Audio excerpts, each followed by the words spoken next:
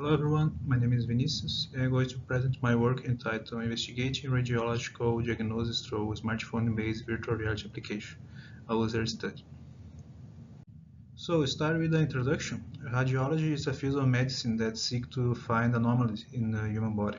One of the main difficulties encountered by professionals in this field is the need of a special room to carry out the diagnosis, which can be affected by external effects such as lighting and monitor saturation. In this context, virtual reality can help to solve this problem by allowing exam to be viewed in an immersive environment and avoid any distraction of the real environment. And based on this scenario, this work developed an immersive virtual reality application that runs in a smartphone and allows the professional to perform two most common operations in the field, scrolling and window. To evaluate the application, tests were carried out with two types of professionals in this field of radiology: radiologists and medical physicists. To achieve this, we carry out a systematic map to identify how virtual reality is applied in radiology. As a result, we found that virtual reality using radiologists in three major areas: diagnosing images, medical education, and patient care. Among the benefits of using virtual reality in radiology are the saving of resources involving equipment and maintenance of radiology reading rooms. And the process capacity of the virtual reality device is not yet able to render 3D models of data with the resolution required for real diagnosis. To develop our application, we use a generic Google Cardboard, iPhone XR, and a PS4 controller. Regarding the application functionalities, we select those most used in a similar application found in the systematic mapping, like the 3D rendering of the DICOM file, the model window, in which the brightness and contrast are altered in search of anomalies, scrolling, which is when the professional navigates between the sections of the model, and the movement, rotation, and scaling of the 3D model.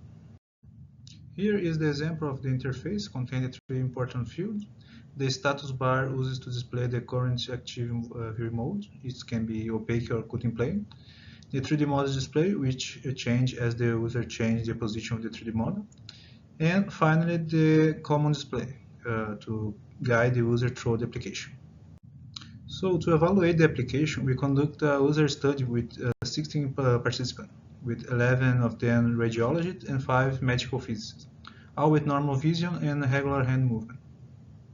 The steps for conducting the test were the signature of the informed consent form, a brief presentation about the app, show and wear the equipment on the participant, exploration phase for the user to learn the command. I start the experiment with the execution of the 17 tasks and the application of the questionnaire. To evaluate the development tool, 3 questionnaires are used: the system usability scale to obtain the overall view of the interface quality, the NASA test load index to assess the cognitive load perceived by the user during use, and the tailored questionnaire to measure specific aspects of the interaction with the virtual reality elements present in the tool. To evaluate the functionalities implemented in the application, a sequence of steps was created for participants to follow. These steps aim to guide the user in manipulating the 3D objects in such a way that all functionalities are used. Here is a summary of the proposed tasks. Observe the 3D model and report what has been seen. Make a change of the model, such as altering the position, rotation, and scaling. Change the cutting plane between axial, coronal, and custom. Toggle the opacity between opaque and transparent. Adjust the brightness and the contrast. And perform the scrolling operation with the 3D model. The complete sequence of tests can be found in our article. As mentioned, the overall system evaluation was conducted using the SUS questionnaire.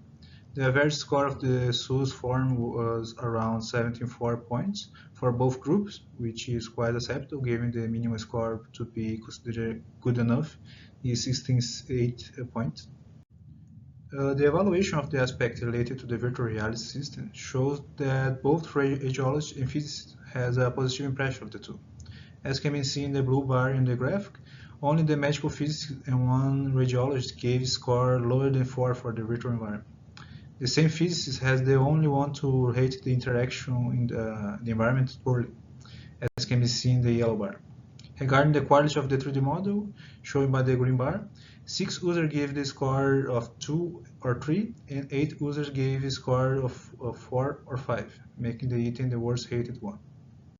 On the NASA TLX, mental demand perceived for aspects related to the virtual reality stands out with the high value of the book group. In this case, the higher the score, the worse the result. The reason of the high score is that the interaction with the control represents a barrier at the beginning of the test. Some people quickly become familiar with the control, while others had some difficulties until then. The final RTLX score for the two groups was similar.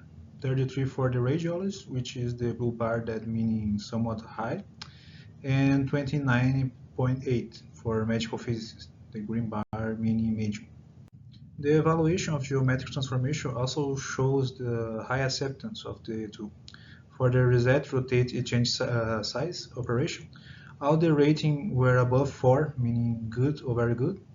With regarding of the move operation, only one radiologist gave a neutral score of 3. In the NASA TLX for geometric transformation in the 3D model, the mental requirement stands out again, with high for radiologists and a little high for medical physicists. The final TLX score for the two groups showed a significant difference this time. 35.9 for radiologists, meaning somewhat high, and 22.5 for medium physicists, meaning medium.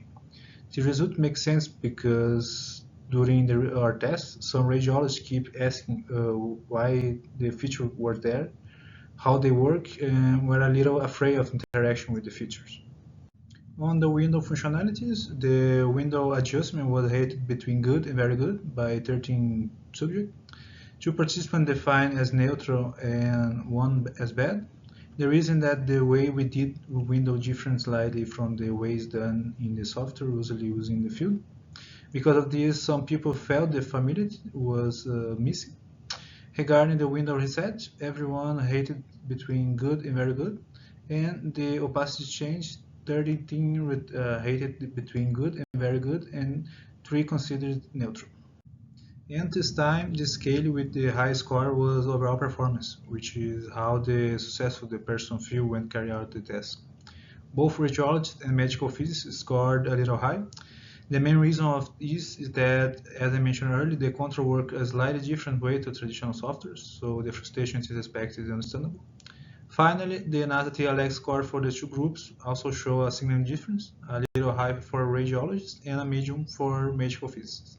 On the evaluation of the screen feature, the change cutting plane features, everyone rated between good and very good. And for the score itself, everyone, with the exception of the radiologists, rated between good and very good. On the TLX, the scale with the high score was again mental demand with somewhat high score for radiologists and medium for medical physicists. In addition, the overall score for two groups again show a significant difference. In radiologists, score 31.2, which is classified as somewhat high, and the medical physicists score 17.3, which is medium.